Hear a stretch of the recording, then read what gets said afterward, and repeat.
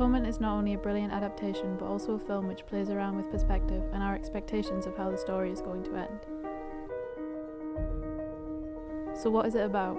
About the British position in Dunkirk, about truth and telling the truth. I would say that three key themes are perspective, imagination, and the devastating effect of chance.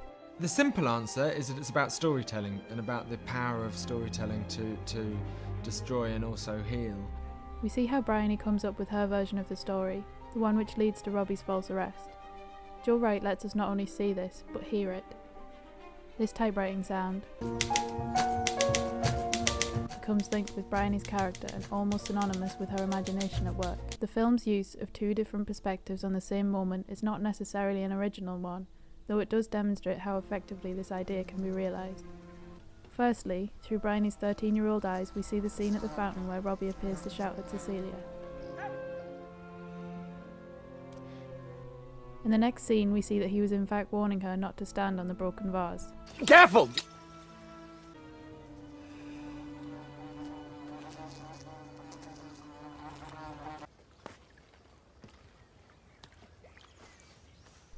The second perspective is not really Cecilia's or Robbie's, but more ours. We are seeing things as they happen, therefore understanding how Bryony misunderstands them. So we get this.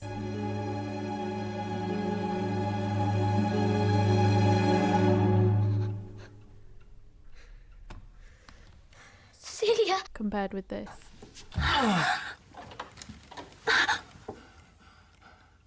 Someone's coming.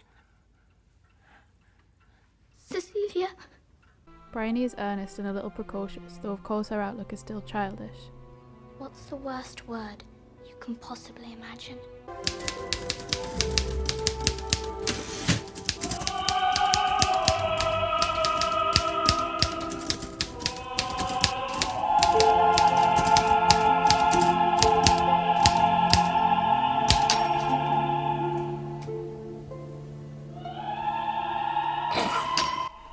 Robbie laughs at the graphic letter he never intended to send, It was the wrong version. Yes. which makes for an excellent scene of realisation when he comprehends his mistake.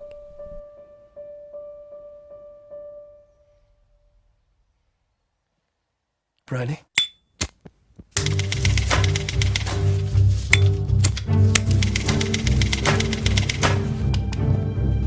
This sequence works so well because we see details from earlier as Robbie clicks back through his mind. And again we hear the typewriting sound.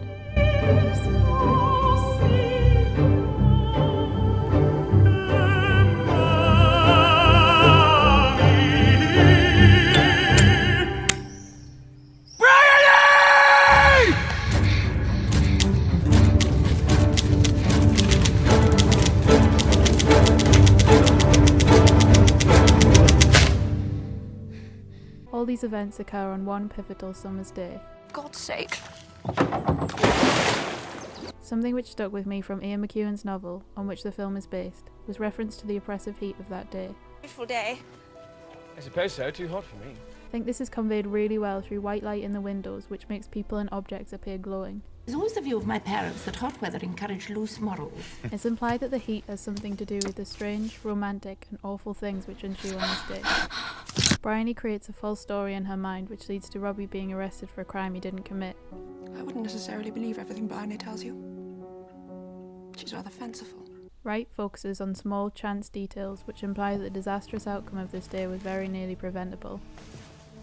For example, Robbie stands on the hair clip which alters its angle and makes it catch the light.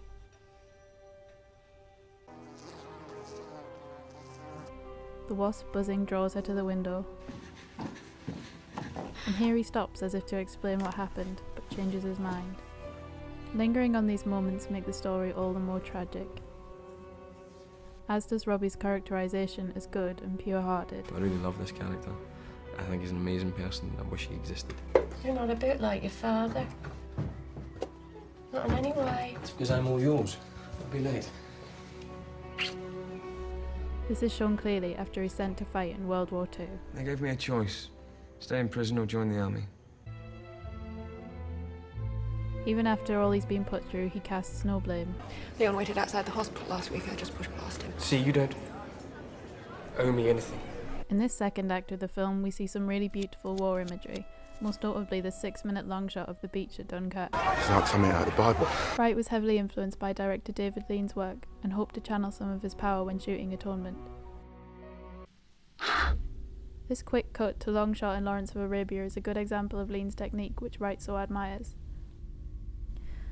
Upon seeing Atonement, Lean's widow implied that it did not match up to her late husband's talents whatsoever, and said that she thought the Dunkirk scene was laborious and boring. I couldn't disagree more.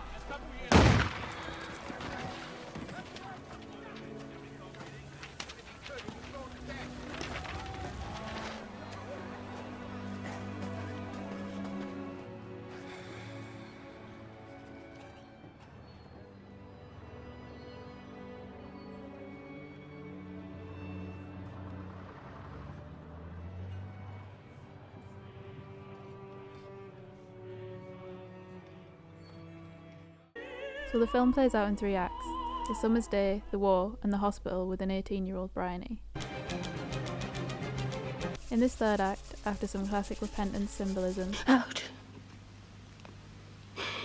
Damn spot out, I say. Bryony goes to Cecilia and Robbie to try to atone for what she did. You'll go to your parents as soon as you can. You'll tell them everything they need to know to be convinced that the evidence you gave was false. You'll meet with a solicitor, make a statement, have it signed, witnessed, send copies to us. Is that clear? Yes. If the film ended here, the audience could leave with a sense that love conquers all, but of course the film doesn't end here. In what I'm going to describe as an epilogue, elderly Bryony forces the viewer to confront the truth. I was too much of a coward to go and see my sister in June 1940. So this scene never happened. There are a couple of clues to this fact pre-epilogue. A variation on the typewriting sound crops up again. Forever hold his peace. Also, Robbie says and does things which don't quite fit with his previous characterisation. Own your family, you just assumed it for all my education. I was still little better than a servant, still not to be trusted. Thanks to you, they were able to close ranks and throw me to the fucking wall! Both Robbie and Cecilia died during the war, which means that the tea shop was their last time together. So sorry, I've got to go back to the hospital in half an hour. In contact. And he's correct when he says, All we have rests on a few moments in a library. So in the book, I wanted to give Robbie and Cecilia what they lost out on in life. one final twist of the tragedy now shows us what could have been at the cottage.